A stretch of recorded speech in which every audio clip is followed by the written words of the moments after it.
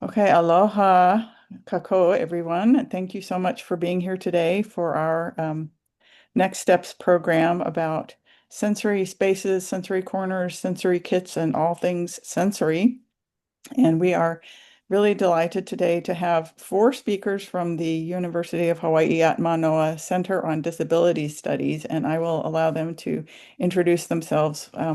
So they'll be talking first, and their talk will be followed by Erlinda Naputi, who is at the Joatan Kiu Public Library in Saipan, and she is going to talk about the sensory corner in their library. And she was the person who was the inspiration for this session because their sensory corner was featured in American Libraries magazine, and that was how I learned about the whole thing. So I'm very grateful to all of our speakers for being here today. And now I'm going to hand it over to the folks from the Center on Disability Studies. Thank you so much, Gwen. Hello, everyone. My name is Holly Manasari. I am the PI on this project and project director. I am a faculty member at the Center on Disability Studies, and I'm joined with members of our team, and I'll let them introduce themselves. We'll start with Mansa. Aloha, everyone. Thank you so much for having us today. I'm Manta, and I work as evaluation specialist on the CAMPU project at the Center on Disability Studies. Luis? Thank you, Mansa. Aloha, everyone. Thank you for inviting us to be here today. I'm Luis. I am a graduate assistant in this project and also a PhD student at UH Manoa. Pleasure to meet you all. Maria? Aloha, mai kako. My name is Maria Teresa. I am a graduate student and assistant on this project. I study performance studies. I'm working on my PhD as well as a graduate certificate in disability and diversity studies. Thanks, everyone. And Luis, you can go ahead. We do have a slide presentation just to keep ourselves oriented and walk you through a few of the key points of what we've been working on here in this project. So we just introduced ourselves and we mentioned we're from the Center on Disability Studies, which is housed here in the College of Education at UH Manoa. We are one of 67 university centers for excellence in developmental disabilities, and we have about 145 staff members that work on probably about 45 different, federal or state contracts. So about 90% of our work is on contracts and grant funds. And so this project does come to us from the University of Hawaii Foundation through generous support by the Oak Foundation. You can go to the next slide, Louise. And so we'll just start right with why we're doing this work. This work really comes to address a really important issue, and so we'll just talk about the need for it. Over the past 50 years, while students with disabilities have gained access to higher education, these students are often reported as still lagging behind in completing their degree. And students with learning differences, meaning specific learning disabilities, and students who may have neurological differences, have much higher rates of dropout than their peers. And so we are no longer just talking about access to higher education, but the real serious need to support student success and ensure student retention and completion and entry into the workforce. We've also found that a sense of belonging at institutes of higher education as a whole is an essential component of student success. And research shows that students who feel a strong sense of belonging in their academic environments tend to have a higher motivation to perform well. This ultimately may lead to higher student retention and degree completion. Next slide. And so our discussion and focus on sensory integration is just really one component of our work on this project. So Camp U, it focuses on post-secondary faculty training on inclusive practices. And it's a collaborative effort that seeks to empower students with learning differences in higher education to address those needs I just mentioned. Um, and students with learning differences, as well as being from underrepresented communities, are really our target. And we hope and aim to accomplish this through providing professional development to faculty, staff, and administrators on a set of inclusive practices. So our project focused on creating an online course containing 5 modules to support faculty, admin, and staff to create an environment of inclusion and belonging for all students. And sensory integration in higher education is one key component within this course and within our work. So we're going to present specifically focused on this area and our collaborative effort here at UH Manoa in particular. The 5 online modules in our online PD focus on inclusive strategies such as embracing universal design for learning, integrating technology to help foster student agency, and of course, promoting cultural relevance to support students' diverse needs. We do have a project website, and I'll drop that link here in the chat where you can find out more about our project and some of the data reports we'll be referring to in this presentation. We've had about 180 folks sign up to participate so far in the course, and great interest, especially in our area focusing on sensory integration, which we really are in a campaign to offer that through each of the 10 campus systems. We believe so much in the value of that. So we'll share a little bit more about that in particular, and I'll turn it over to Mansa to do that, who's going to highlight about sensory integration benefits. Thank you.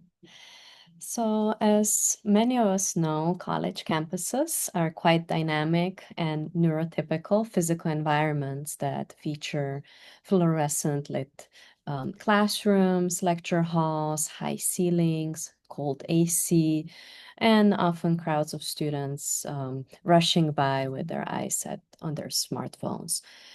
And so, many, if not most individuals experience sensory processing challenges, and this can manifest in um, as anxiety, depression, inability to focus, intense emotions, difficulty with self-regulation, lack of energy or hyperactivity, and sometimes this contributes to challenges related to reading, writing, and listening. We come from a place that emphasizes inclusion, with sensory integration really benefiting everyone. By adapting the sensory environment, people can improve their sensory processing and regulation. They may enhance their ability to engage in learning, build relationships, and navigate daily life more smoothly. Neurodiverse social spaces, according to research, foster openness and may also reduce feelings of loneliness and anxiety. We also conducted a literature review, where we found that research shows sensory spaces being highly effective.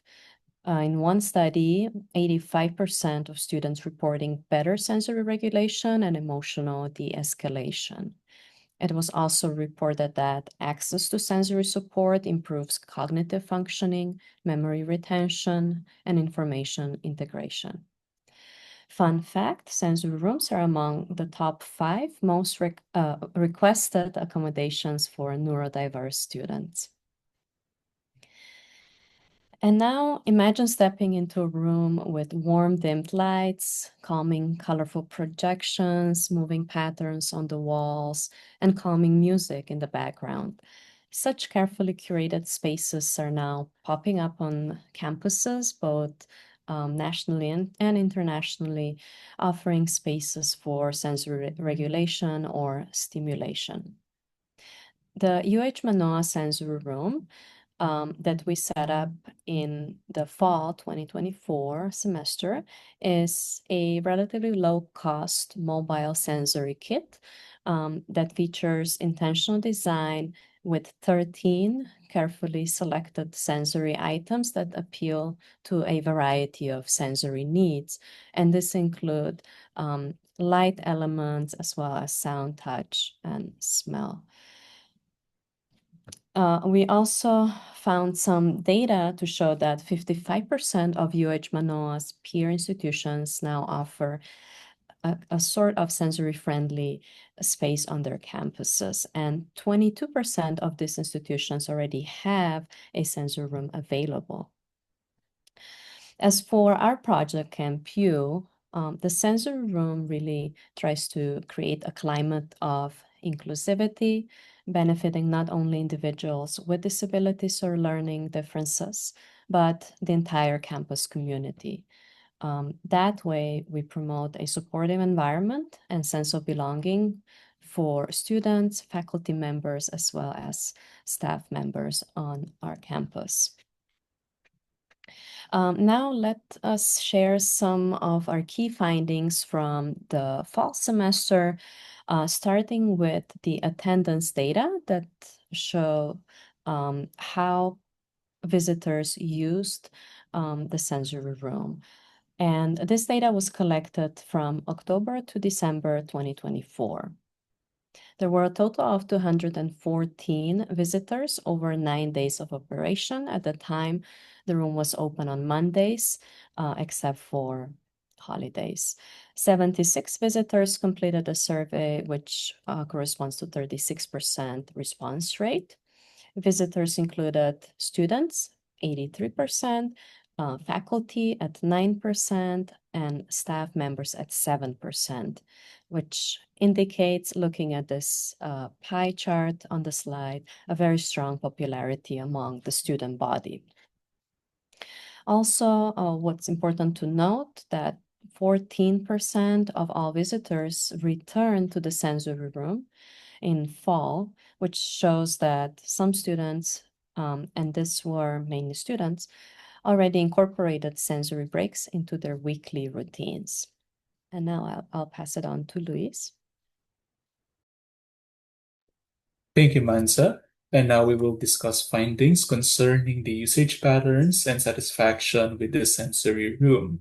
So in terms of usage pattern, the highest number of visitors spent 31 minutes up to 1 hour inside the room, with students averaging 29 minutes and faculty 26 minutes. So these patterns indicate that the rooms has a great potential of becoming a reliable resource for stress relief and sensory support on campus.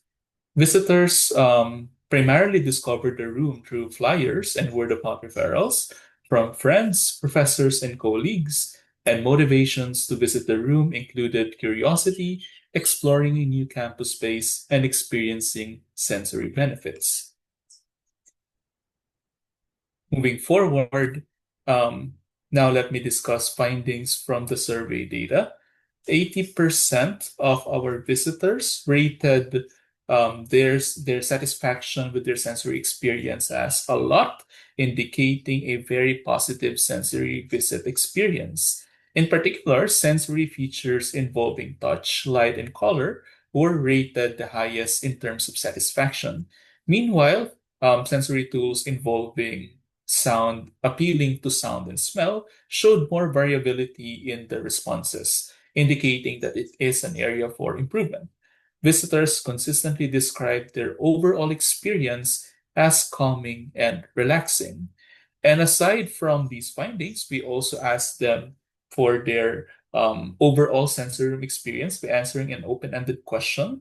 And what we are presenting now is a word cloud of their responses. So a word cloud was generated from the responses to showcase the most frequently used words that participants or visitors use in describing their overall sensory room experience. And words including relaxing, calming, experience, love, like, and joy, fun, and space were frequently observed, reflecting an overall positive feedback and the soothing nature of their interactions within the sensory room. This also aligned with the findings that 94% of survey respondents would recommend the sensory room to others. For students, that can be their friends. For professors, that includes their colleagues and their students. And aside from their sensory satisfaction and usage, the survey also assessed their emotional states before and after their sensory room experience. So the self-reported emotional states before and after their visit revealed that positive states such as calmness, Relaxation, happiness, focus, and being energized significantly increased from pre to post visit. To give an example, calmness was only reported by 8 respondents before their sensory room experience, which elevated to 57 after their sensory room visit. And this is equivalent to 75% of survey respondents. Meanwhile, negative states such as anxiety, feeling overwhelmed, nervousness, stress, and irritability were reported by a number of respondents before their visit, which then reduced post visit. To give an example, anxiety, feeling overwhelmed, and stress were all reduced to being reported by only one respondent in the survey, whereas nervousness and irritability were totally alleviated. So this indicates that the sensory room doesn't only promote positive emotions, it also helps our visitors in regulating and even reducing their negative emotional states. And at this point, let me share with you some stories of impact from both students and faculty. One student visitor said that they felt a calm that they rarely experience. And as someone with ADHD, they usually find it difficult to satisfy their sensory inputs. But when they were there inside the sensory room, their mind became clear and they were no longer screaming for stimulation. Another student visitor said, express appreciation by saying, thank you for coming from a place of understanding. A social space like the sensory room is very much needed. Similarly, faculty visitors express positive feedback as they say, as one of them said, I'm glad that it's a resource available for the students in campus. Another faculty visitor said it felt calming overall. It was exciting to choose which station to interact with. It was inspiring as a parent and as an educator. And now let me turn it over once again to Holly for the implications. These findings highlight the importance of inclusive spaces for the campus community, serving as a model for mental health and well-being initiatives. So we're really excited to be here and share this with you.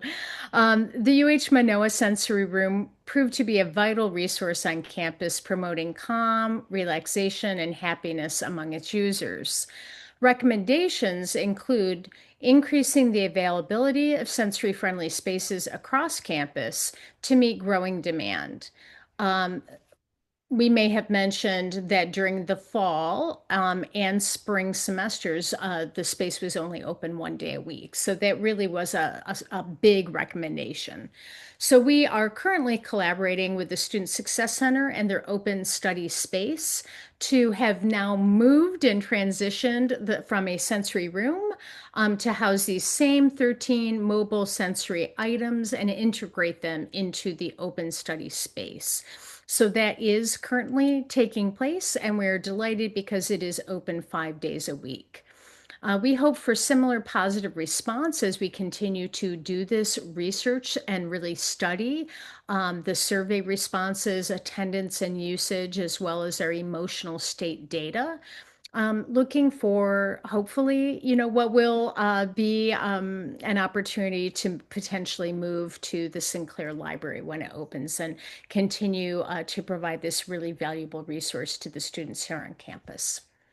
Lastly, I also want to mention that we have partnered with UH Manoa Hamilton Library and made several items to be included in their loanable technology program. So we collaborated on the selection of some of those sensory items. They are different items than what we have in the sensory room. They were specially selected there with the assistance and discussion with Brian Richardson. And so we think that this can be a popular opportunity for students who may visit the sensory room to also go to Hamilton because they can actually check those items out, see what benefit that they have for them. Perhaps those may be items that they request as an accommodation, if that is something that they need. But they also can readily purchase these items. But checking them out, seeing how that works for them can be a wonderful way for any student to really have a better sense of the value and the impact for them.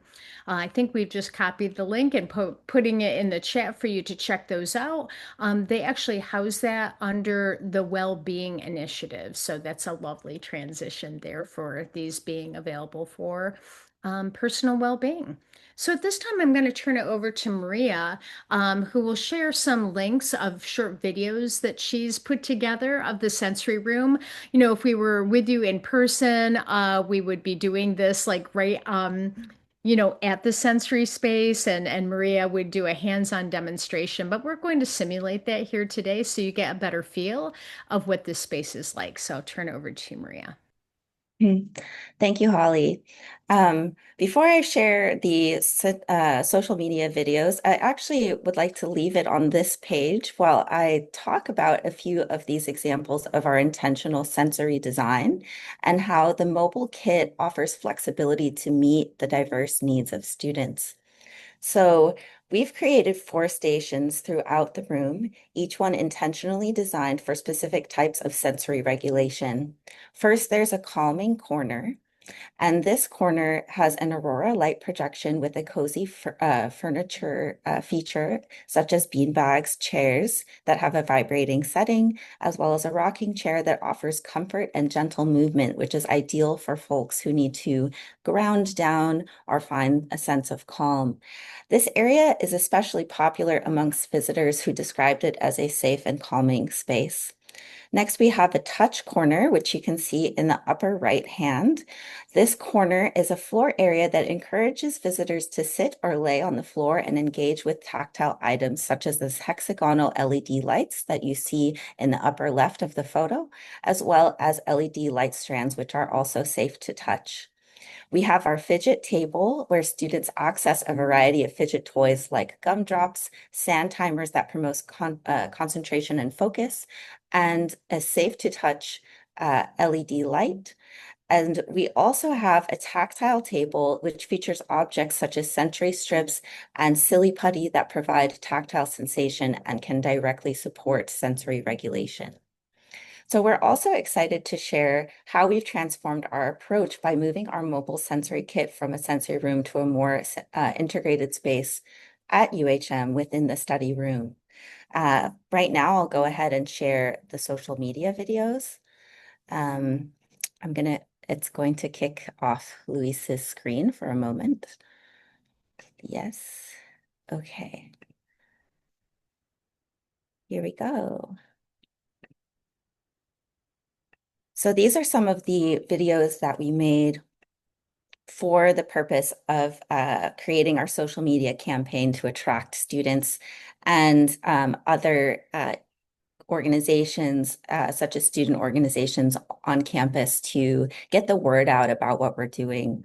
And it was really fun to take on these projects to kind of imagine what are the ways that we can greater reach the community. And I have one more video here. So you can see some of these items. That's the calming corner in the upper left of the image there with the nice, beautiful aurora projection. We have somebody who is playing with the tactile LED light. And the sand timers is something to encourage students to take a smartphone break so that they can go ahead and focus on if they need to time themselves in the space, whether it's to take a 1 to 3 minute fidget break or a 5-minute meditation or even 30-minute time to explore the sensory room. Overall, those timers go from 1 minute up to 30 minutes intervals.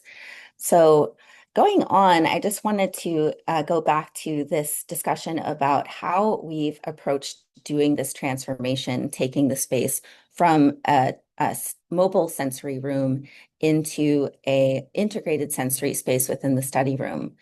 This shows how we can adapt and be flexible depending on the space and the purpose of the space. So you can embed sensory support into a space that's part of your daily work or life, such as having something like a sensory corner in a break room or in a library. And this also allows us to serve more people, and we believe in more meaningful ways to do this. That's the end of my portion of the presentation, and now we'd like to open it up to Q&A.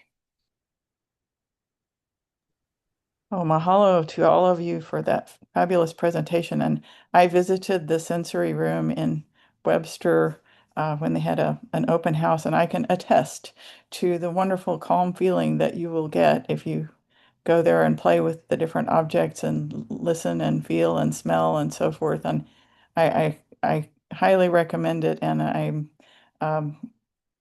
if you have a chance to go to anybody's sensory space or borrow the sensory kit, that you'll really see a difference. Are there any questions? I'm not seeing anything in the chat. If you if you think of something while Erlinda is talking, then you can put something in the chat and we can come back to it later. But since I don't see any questions right now, I'd like to go ahead and invite Erlinda to show us her sensory space at her library.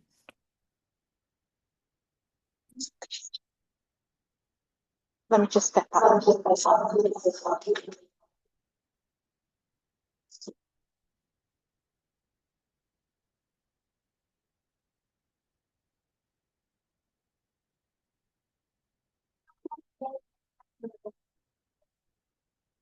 So here's the outside of our Jolton Kids Public Library. And we are centrally located in the capital island of the Northern Marianas, Saipan. And one of the new project that we had is the push for families who need extra accessibility coming into the library. That's the first phase. Second phase is this. We're in the process of changing that door. And this is our main library. And we currently have our summer reading program going on. And so I am walking you guys into the kids' room where the sensory corner is located.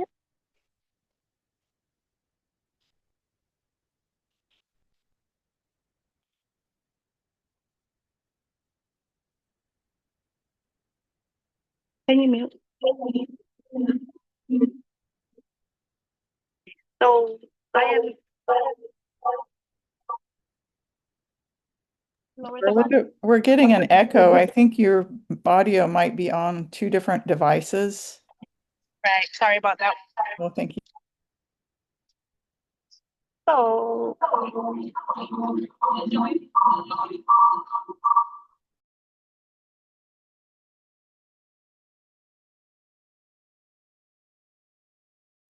We're not getting any audio. We can't hear you now.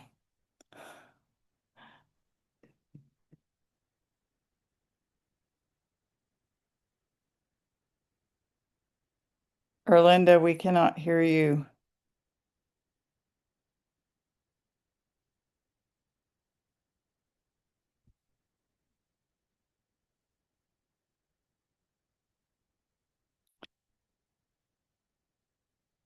Erlinda, we can't hear any audio from your phone.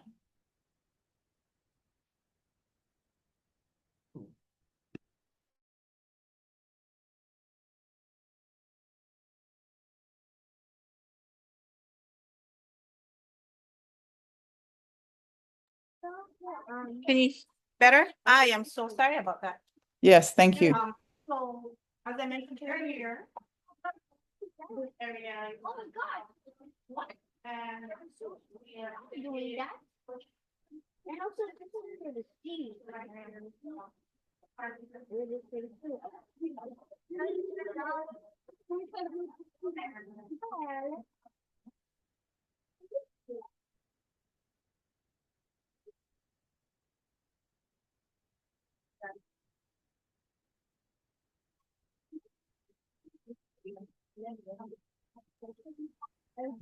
We could hear you for a minute and now we can't hear you.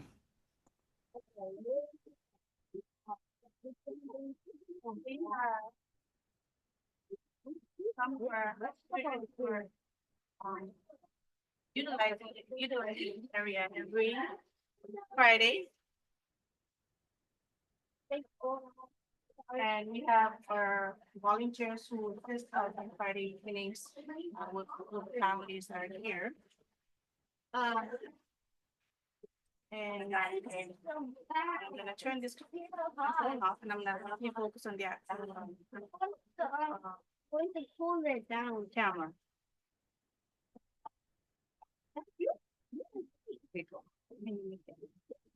Sorry. I need is the volume good? Sorry about that. Some technical difficulties this morning. Yeah, thank you. Yeah, more of these. Yes, we do. Can you my favorite one. Can you hear us now? Yes, we can hear you. Okay, sorry. I'm gonna actually hand it over to, before I hand it over to our volunteers and the staff that are signing here, I'm gonna introduce you to Alexandra, who inspired me to write this grant. Alexandra is an autistic daughter of my colleague who went to a playroom here in Saipan and wanted to play with other kids in the indoor playground, but was more like turned away because she was a little active and some of the children didn't want to play with her. So my colleague Beth came to the library. She was really sad about the issue and it broke my heart that she was treated that way. So this whole room here, this whole sensory corner was actually inspired by my colleague's daughter, Alexandra, who was featured in the American Library Association magazine. Alex actually right here. Alex, can you wait? Can you say hi? That's Alex right here. And she loves the area and she is the inspiration and the whole story behind this sensory corner. I'm gonna hand it over to Miss Sel, who is in charge of the sensory corner at night on our Friday evenings from 5 to 7. Hi everyone, my name is Selena, and I am the I work in the children's library. And yes, so on Fridays we are open from 5 to 7, and we have about 5 families with 3 to 3 children that have autism and special needs. So this is the room that we open up for them so that they could play with all the stuff that we have, from puzzles, kinetic sand, cooking ware. We have also mechanic, and then we have also our lunch pass and our noise canceling sound earphones. And we love it. This is where they get to hang out. We play soft music so that they could be calm, and they do what they want to do around our library, not only on our sensory corner, but also throughout our library. We also have the other side, which is the parlor and our stage. They utilize the whole entire library from 5 to 7. And we're really happy that they've been coming in. Thank you. I'd like to introduce you to Beth, who is the mother of Alex, and I'd like for her to share a few words about the sensory corner and how it inspires and how it affects Alex on her daily basis. Hello everybody, my name is Beth Dalafont. I'm the Technical Services Librarian for the Johnson Kizu Public Library, and I have a 10-year-old daughter named Alexandra, and Berlinda was absolutely correct. One day I came over to the library and I was a bit upset about our experience going out to one of these play centers, and just being a mother, a parent, or a guardian of children with autism, it gets really emotional seeing your child being left out or being singled out and not being welcome in a space that you feel that they should be. So when I shared with her that information, and then a grant came out, she said, we have to look for some grants. And it started off really small, small corner, and then we started expanded even more. Not just a little corner. It just grew into more than a quarter, a third of the children's library, and then it became even bigger for one full night. The whole children's library gets reserved just for families and children with disabilities. So my daughter loves the library. She grew up in the library since she was a baby, a newborn. And she's a very strong promoter of the library. Everywhere she goes, she says, Jolton Kizu Public Library is the library open. Oh my God. She shares that information with the community. And what helps her also in developing her speaking is that she'll share with her classmates and people in school. The teachers will come back to me and say, hey, but Alexandra was talking to her classmate asking, no, are you going to sensory night tonight? The Jolton Kizu Public Library today. Oh, are you coming to sensory night? And she barely would communicate so well, but when it comes to sensory night at Jolton Kizu Public Library, so she'll be very good promoting that. And she loves dancing, so Miss Linda was correct. We kind of dim the lighting a bit more during sensory night, and we have some soft music playing, some calming music. But a lot of people here, we love what we do, and we're just passionate about what we do. And everything you see here are either donations, funds from the educational tax credit donors, from the American Library Association funds, IMLS, other grants that we help connect. We had a thinking money kit for kids. We got this grant from the American Library Association again, and we integrated it so the children can also learn some financial literacy too. And we did a lot of promotion also. The children's library team, they actively create also flyers promoting sensory nights. And they talk about what we have: musical instruments, kinetic stand, launch pads, and fidget, building blocks, audiobooks, dance sessions, noise canceling earphones. So we do this, we have this on our website. It's available on our website. We also through our social media, Jolton Kizu, and on our website, www.cnmilive.org. And we also have this information here. So this is the second year. What we wanted to make sure that the sensory corner would also be available during the summertime. So just last summer, we started integrating this program also for the sensory night into the summer reading program. And these are the kids to go. So they do the activities in the summer reading program, and then the families will come in on sensory night and show things like what they do, or they could do it in the library during sensory night too. But these are like packages to go for the families to be incorporated so that they could join in during the summer reading program. And yeah, so we love the library. Let us know what else, like if there's another grant opportunity that arises. We're just very thankful, fortunate to have that opportunity to get this grant, the $20,000 grant.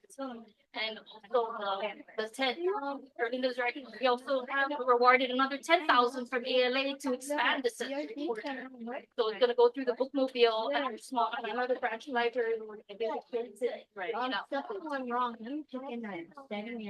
So our sensory corner actually, and Beth is right, through the grant from the Library Transforming Community, received 20,000 initially to start up our sensory corner, and with the funding that we received, we were able to procure all these handheld devices, sensory items that the kids are using on a nightly.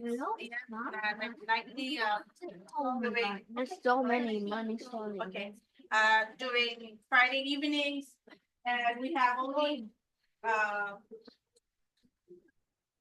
these block names for kids to use, and so just place some empty box here. Families who are interested in whichever sensory product we have, they will just bring it to one of our staff who has them actually in the back of the table behind the desk.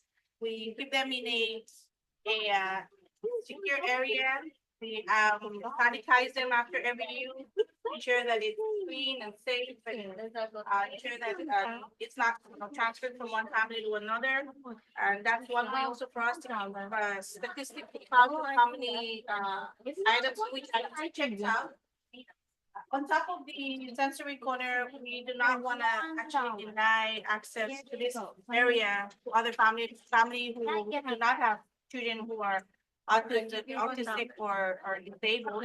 So on a daily basis, families who are looking for space to read with their children, they can reserve this space for 45 minutes once a day, where they can come in and use sensory items as well, the sensory products, and also read books. And they have the area for 45 minutes, and that's on a daily basis. But on Friday evenings from 5 to 7, this area is completely closed out and is only dedicated for families with special needs, and more catered to families with autistic children.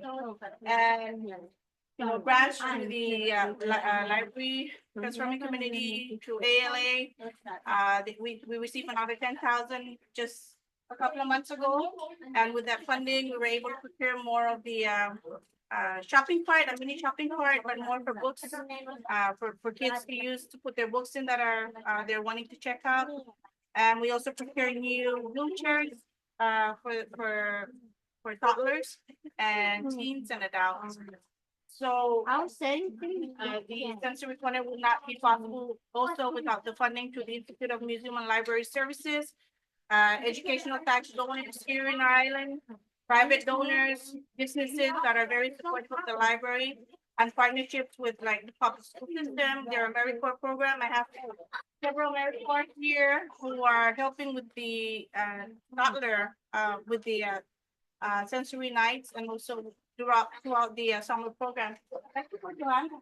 Would you like to say a few words to our guests here with us today?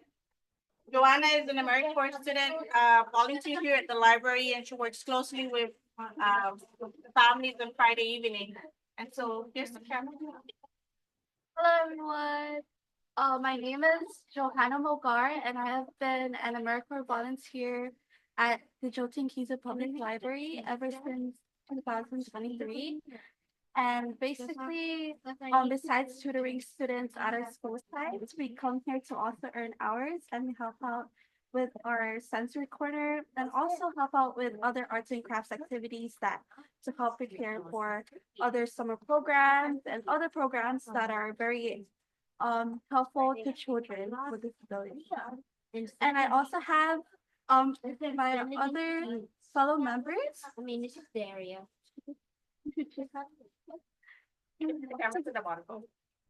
Hi, I'm Sunny Ma, and I just recently started the AmeriCorps program. But prior to being a AmeriCorps member, I was already a regular volunteer here at the library. And during sensory corners, we just help out and interact with the kids and just make sure they feel comfortable and safe in this area. Hi, everyone. My name is Maria Carino. I've been an AmeriCorps member since 2023. I feel that working here in the library is a good experience for me, especially now that I'm in college and pursuing nursing and education together. So I think like being around the kids really brings out a lot of experience and fulfills what I like to do in my career. So these are our wonderful AmeriCorps volunteers. There's a few more who are helping with the summer reading program at the moment. But like I mentioned earlier, this area was inspired by Alex's encounter at the indoor playground, but also inspired by many of our families who are unable to afford going to those indoor playgrounds. They actually cost a little bit more just to to utilize their indoor playground to play in their facility. So for families who are unable to afford going to those places, the library is here for them. So we have quite a few. We service quite a few of those families who are less fortunate than others who have no place to go. So there's this one area for them that they would come to just to spend time with their kids. I don't have any more to share. I'd like to thank you guys for the opportunity to feature our Jolton Kids Public Library and our sensory corner with everyone else in this Zoom and with the rest of the audience. We are very pleased and honored to be recognized with in the ALA magazine and also honored and humbled to be asked to be a part of this morning's presentation. Again, undang ko lang na Masi for allowing us to share our library with you. Well, thank you so much, Erlinda. This has been wonderful to see your space in action and to hear from you and your staff members and your volunteers and to actually see the people's enthusiasm for everything. And so thank you so much for sharing all of that information. And we have a lot of comments in the chat about how inspiring your space is and the work that you have done. And thank you for sharing your story and the wonderful space of inclusion and belonging. Brianne said, I'm struck by the social nature of the children's sensory space, and I want to join in all the fun. And I'm wondering if the students socialize together in the UHM sensory study space like they do in the Jotun Kiu Public Library. So I think that question is for the UH Center on Disability Studies folks. Yeah, sure. Mansa, you might want to take that because that has been a noticeable finding of what we've observed. So, Mansa, did you want to comment on that? Yeah, so in fall semester with the sensory room launching and many students not being familiar with what a sensory space is all about, we noticed a trend shifting towards spring where it became much more of a social space, especially with returning students coming back, bringing their friends. We had another trend of like small groups of students come together, work on their assignment, as a group, still keeping it calm and quiet, never, being intrusive or anything like that. So, but it has created a sense of belonging, just kind of, oh, let's go to a sensory room, it's a quiet, calming space. And let's work together there. So that's something that just emerged as we look into our spring data and we talk to students in our focus groups.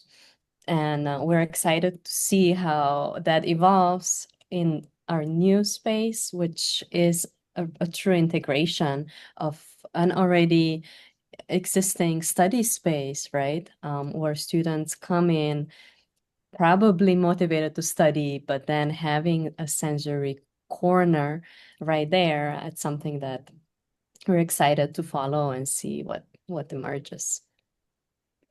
And just also to add on to that, I know that Maria showed you that beautiful graphic of the four corners, but I think the other piece that was often shared is that at the end of the day, the student assistant would like have to reorganize, like reset the materials into those four spaces because as a social space, the students would use the items just as how it met their needs, right? So they might be sitting at one of the rocking chairs, but having a fidget, item off of the fidget station or, doing the tactile while wanting to, have a, with a comfy, weighted lap item. So I think we're happy to see that and just the noticing about this truly being for students.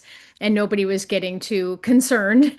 In fact, it was just like an interesting thing to notice from the research. Like, what are the trends of how students who just really want to be using that space and socialize and make sure it meets their needs? And that is fluid and that is joyful and that is meeting their needs. Maria, anything you wanted to add to that? Because I know that that came up, right?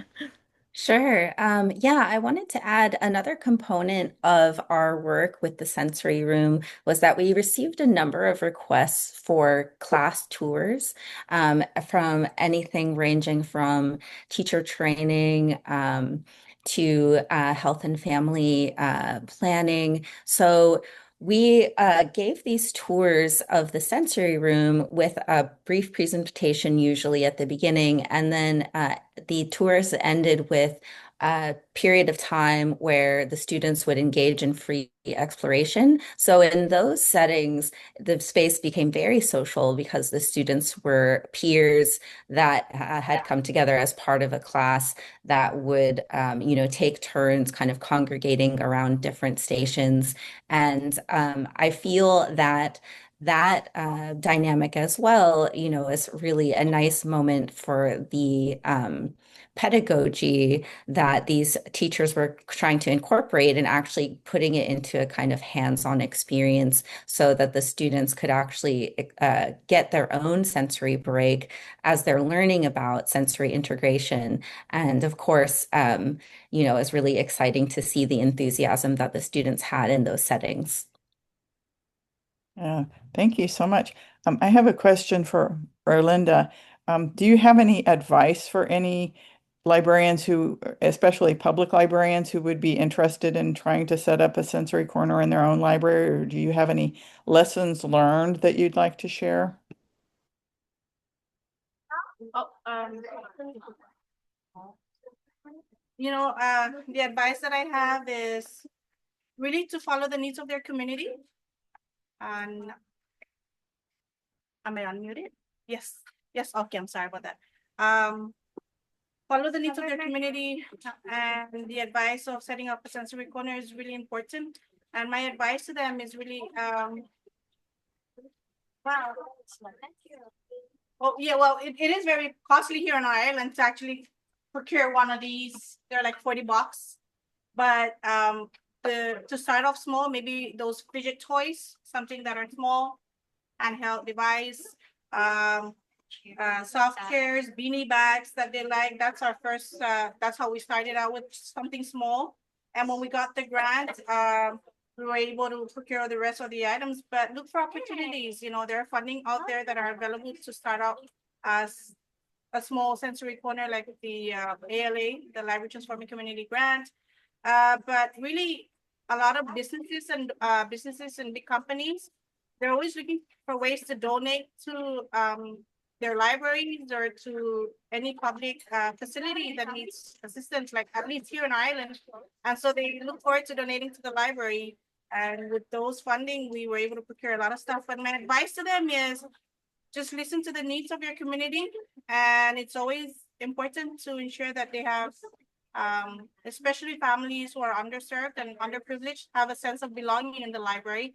And if you want your stats to go skyrocketing, having a place like this in your public library will be very instrumental, because a lot of our families are now coming in because of our space here. A lot of families who are, especially in the summer last year, and I know this year we've seen high numbers of family coming in for them for a place for them to kind of come together and to be together as a family, reading books and all. So advice is follow the needs of a community, have a sense of belonging for those who are underserved and underprivileged, and they'll come in and they utilize the library. Right. Thank you so much.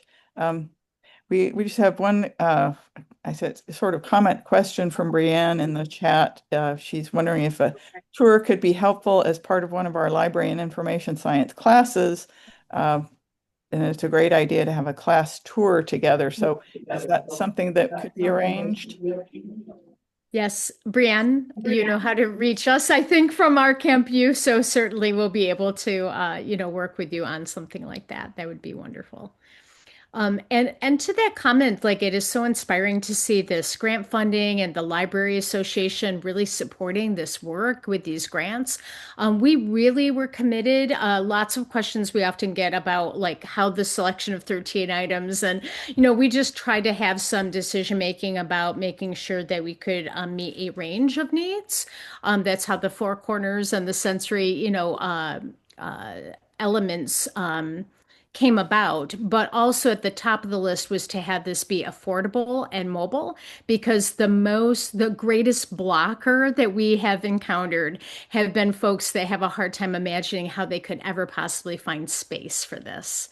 And so just, 13 items, we stay, I think, below $1,500 for those 13 items. And we've gone from a sensory room to a sensory space that's integrated and really just able to really, I think, when we've worked and partnered with Chaminade, it's even a smaller area that they're utilizing right now for those mobile items that we provided to them. So we just are really helpful to consult and help you imagine the possibilities for whatever space you have. So please do reach out and we can put our contact. I'll put my information right in the chat.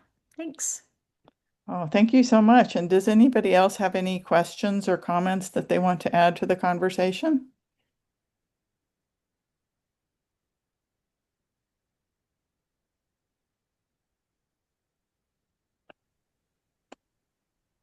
I'm not seeing anything. We just have a few minutes left.